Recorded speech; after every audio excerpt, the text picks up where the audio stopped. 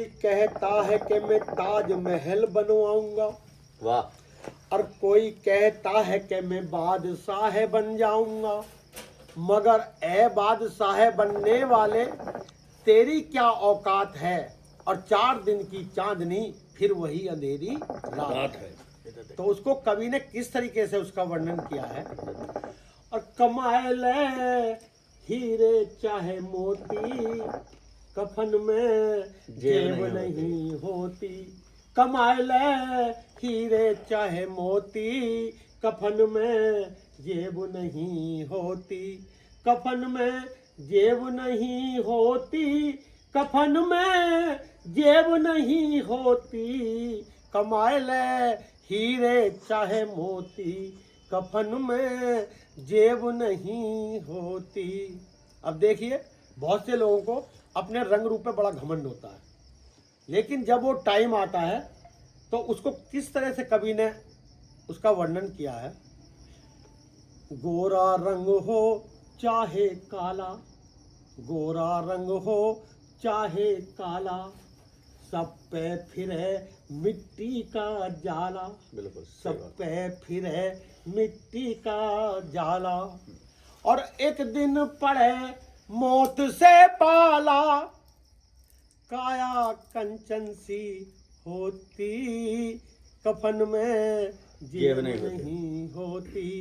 कमाए ले हीरे चाहे मोती, कफन में जेब नहीं होती। अब देखिए, बहुत से लोग बड़े बड़े मिठाई और बड़ी बड़ी मतलब पकवान खाते हैं, बड़े बड़े अच्छा खाते हैं, लेकिन कुछ लोग ऐसे हैं जिनको रोटी भी नसीब नहीं होती है, वो सूखी रोटी खाते हैं। तो उसको कवि ने किस तरह से वर्णन किया है। इस देश में ज्यादातर ऐसे ही है। हाँ जी, हाँ जी, बहुत से लोग ऐसे हैं जिनको जो है बेचारे सूखी रोटी खाते हैं, लेकिन कुदरत ने उनको भी सेहत वही दे रखी है। तो उसका वर्णन कवि ने किस तरीके से वर्णन किया है।